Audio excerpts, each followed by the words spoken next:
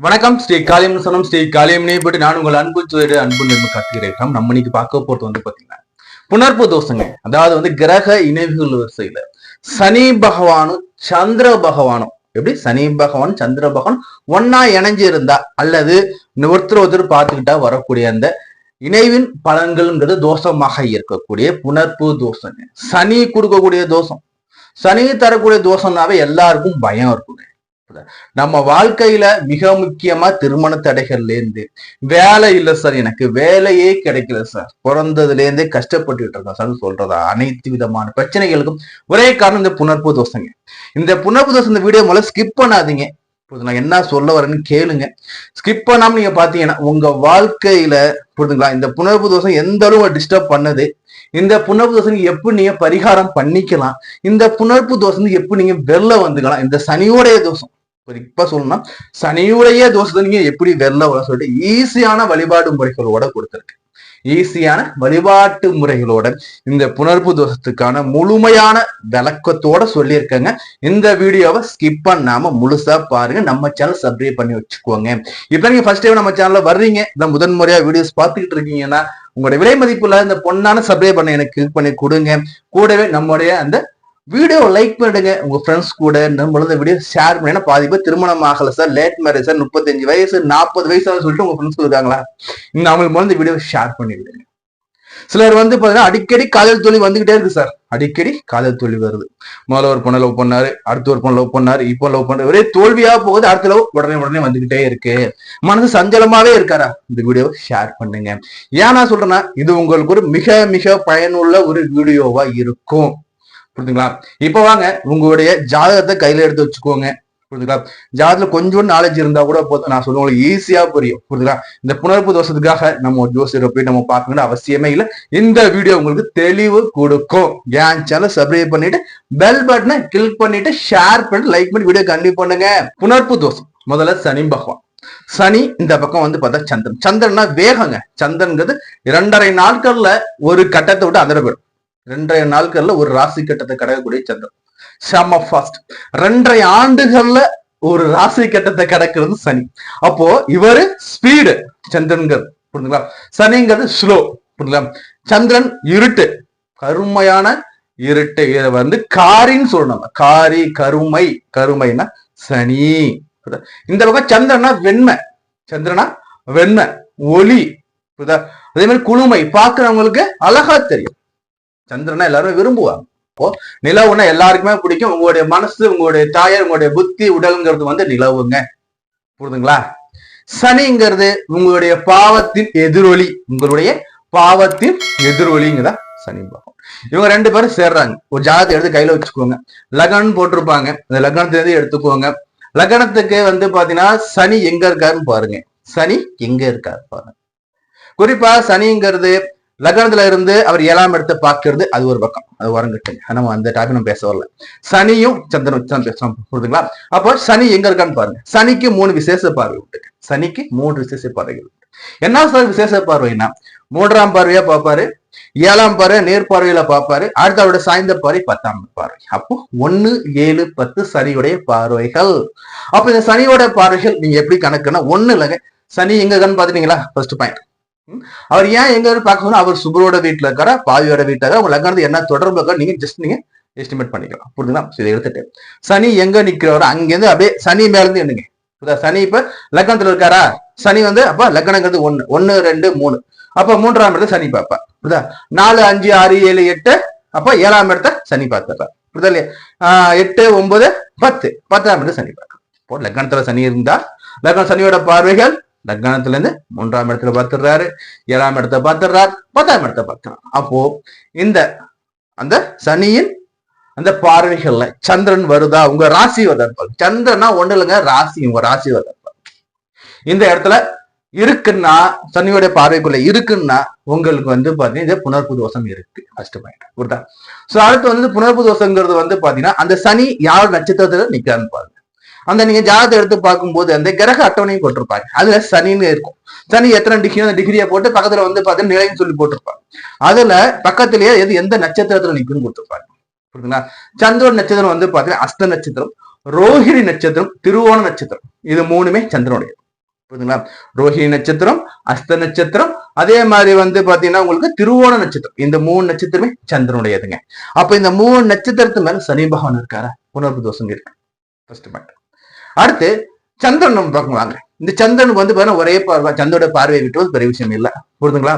ஏன் நான் சொல்றேன்னா, சனிக்கு நேர் ஏர்ல இருந்தா ஆட்டோமேட்டிக்கா சந்திரோட பார்வை சனி மேல விழுந்துடும். சோ அது ஒன்றும் பெரிய விஷயமா நீங்க இருக்க வேண்டாம். சோ அதே மாதிரி சந்திரன் எந்த நட்சத்திர சாதனை நிக்கான்னு பாருங்க. நட்சத்திரம் நிக்கிறது சனியோட நட்சத்திரமா இருக்கான்னு பாருங்க. சனியுடைய நட்சத்திரங்கள் எடுத்துக்கோங்களேன். பூச நட்சத்திரம் சனியுடையது. புரியுதுங்களா? அதே மாதிரி வந்து அனுச நட்சத்திரம் சனியுடையது. உத்திரட்டாதி புரியுதுங்களா, சனியுடையது. புரியுதுங்களா? அப்போ பூச நட்சத்திரம் நிக்குதா, என்ன வந்து உத்திரட்டாதி நட்சத்திரம் நிக்குதா, இல்ல அனுசம நிக்குதான்னு பாருங்க. இந்த நட்சத்திரங்கள்ல சந்திர பகவான் நின்றாலும் இந்த புனர்ப்பு தோஷம் என்பது உண்டு. புரியுதுங்களா? சோ இந்த புனர்ப்பு தோஷம் என்ன சார் பண்ணும்? இந்த புனர்ப்பு தோஷம் வந்து எப்படி சார் ரியாக்ட் ஆகும்னா, ஃபர்ஸ்ட் புனர்ப்பு தோஷம்னா வந்து பாத்தீங்கன்னா கிட்டத்தட்ட 30 வயது வரைக்கும் திருமணம் ஆகாதுங்க. 30 வயது வரைக்கும் திருமணம் ஆகாது. 28 வயதுக்கு மேலதான் அக்யூரேட்டா சொல்ல 30 வயசு வச்சுக்கோங்களேன். ஏன்னா 28 ஆல்டர்சிபிள் இருக்கும். சோ 28 வயது வரைக்கும் திருமணத்தை அடைய கொடுப்பார். 30 வயதுக்கு மேல திருமணம் ஆகிடும்.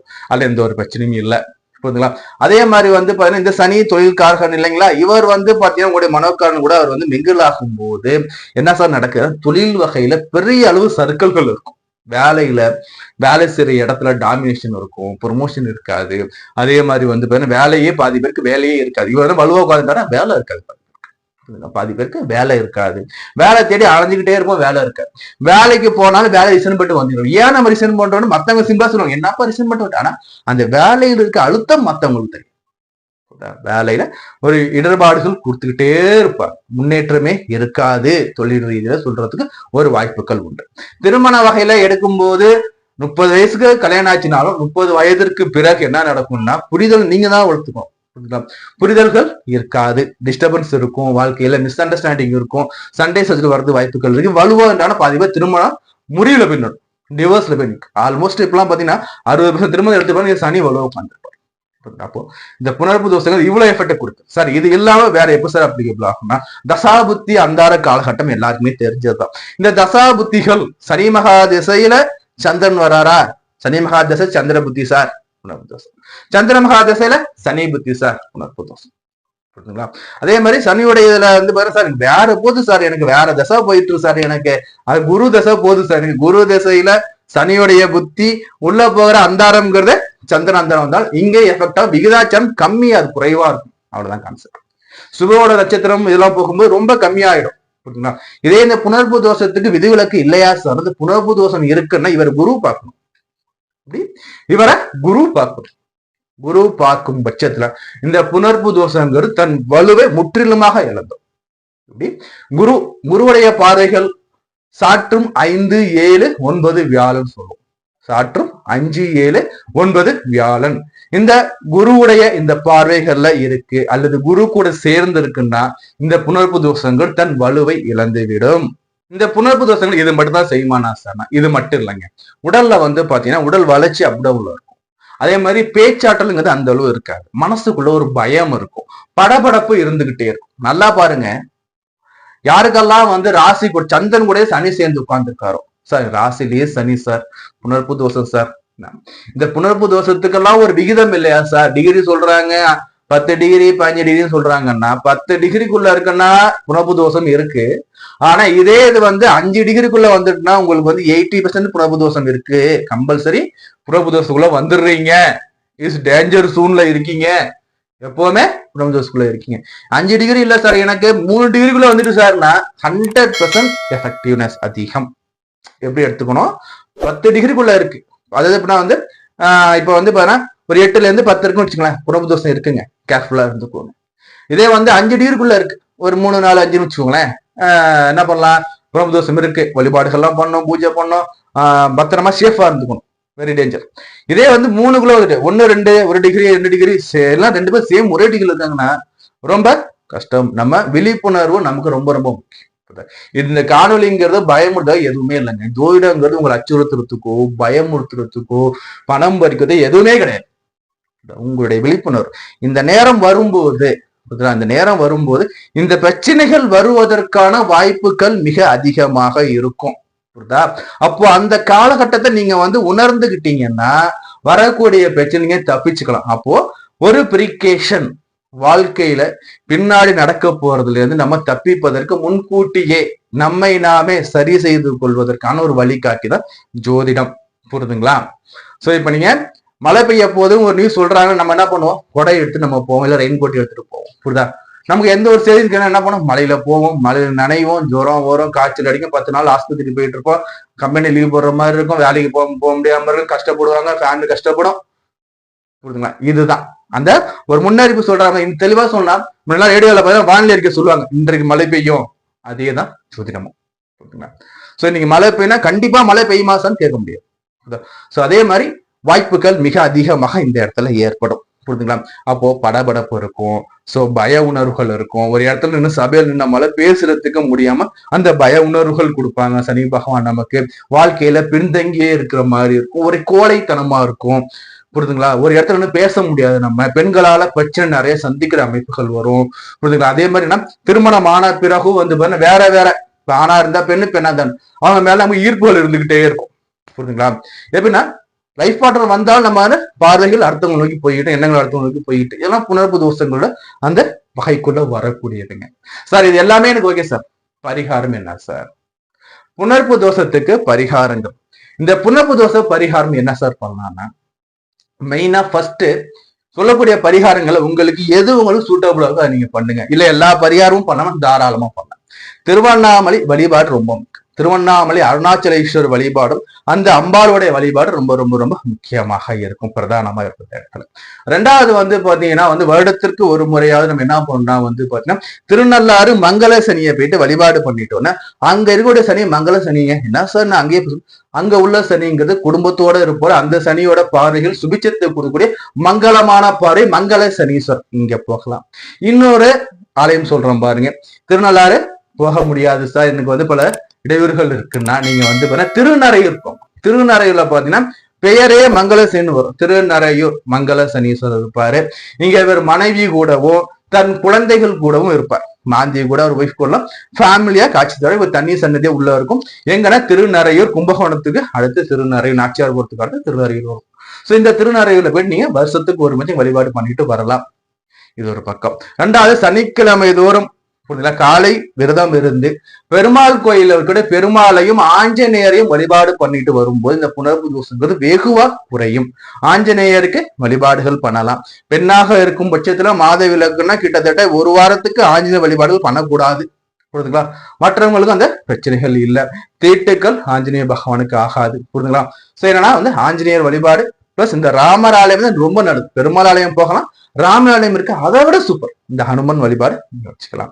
அதே மாதிரி சீதாப்பழம் இருக்கு பாத்தீங்களா? அதே மாதிரி இந்த சீதாப்பழத்தை நம்ம என்ன பண்ணலாம்னா திங்கட்கிழமைகள்ல சிவபெருமானுக்கு சீதாப்பழத்தை நம்ம சிவபெருமானுக்கு வச்சு நம்ம அர்ச்சனை பண்ணி அங்க வரவங்களுக்கு சீதாப்பழம் தானமா கொடுக்கும் போதும் உங்களுக்கு இந்த புணர்ப்பு தோஷத்தோட அந்த கெடு பலன்கள் வெகுவாக குறையும். பிரதோஷ வழிபாடுகள் உங்களுக்கு மிக மிக நல்லதா இருக்கும். பிரதோஷ வழிபாடுகள், பிரதோஷ வேலையில சிவன், அதே மாதிரி பிள்ளையார் வழிபாடு மிகவும் எல்லா சிவாலயத்தையும் பிள்ளையார் இருப்பார். அந்த பிள்ளையாருக்கு, சிவனுக்கு, நந்திக்கு இவங்களை வழிபாடு பண்றோம். இந்த புணர்ப்பு தோஷத்தை உங்களுக்கு வெகுவாக குறைச்சு கொடுக்கும். நம்ம தொடர்ந்து நம்ம பேசிக்கிட்டே இருக்கலாம். நம்ம சேனல் சப்ஸ்கிரைப் பண்ணி வச்சுக்கோங்க, லைக் பண்ணுங்க, உங்க ஃப்ரெண்ட்ஸ் கூட நம்ம லிங்கை ஷேர் பண்ணி விடுங்க. உங்களுக்கு ஜாதகம் பார்க்கணும், திருமண பொருத்தம் பார்க்கணும், பெயர் ராசிகள் பார்க்கணும் விருப்பப்பட்டீங்கன்னா ஸ்கிரீன்ல என் நம்பர் இருக்கும், என் நம்பருக்கு கால் பண்ணுங்க, அப்பாயின்மெண்ட் வாங்கிக்கோங்க. உங்களுக்கு ஜாதக சம்பந்தமான அனைத்து விதமான கேள்விகளுக்கும் அனைத்து விதமான பிரச்சனைகளுக்கும் எளிய முறையில நீங்களே சென்று ஆலயத்துல வழிபாடு பண்ற மாதிரி பரிகாரங்கள் கொடுக்கப்படுமே தவிர நாம எந்தவித பரிகாரமும் எந்தவித பூஜையும் உங்களை செய்ய சொல்ல மாட்டோம். அதே மாதிரி நாங்களும் செய்தும் தரவும் மாட்டோம். புரியுதுங்களா? உங்களுக்கு என்ன பிரச்சனையோ அந்த பிரச்சனைக்கு தீர்வு தரக்கூடிய ஆலயத்துக்கு நீங்களாம் போயிட்டு வழிபாடு பண்ற மாதிரி இருக்கும். புரியுதுங்களா? சோ நீங்க விருப்பம் இருக்கா, தாராளமா நம்பர் கால் பண்ணி நீங்க அப்பாயின்மெண்ட் வாங்கிக்கோங்க. நம்ம தொடர்ந்து நம்ம பேசிக்கிட்டே இருக்கலாம். புரியுதுங்களா? நம்ம இருக்கும் வரைக்கும் அன்னதானம் பண்ணுவோம், இறந்த பிறகு நம்ம கண்தானங்கள் பண்ணுவோம். நன்றி.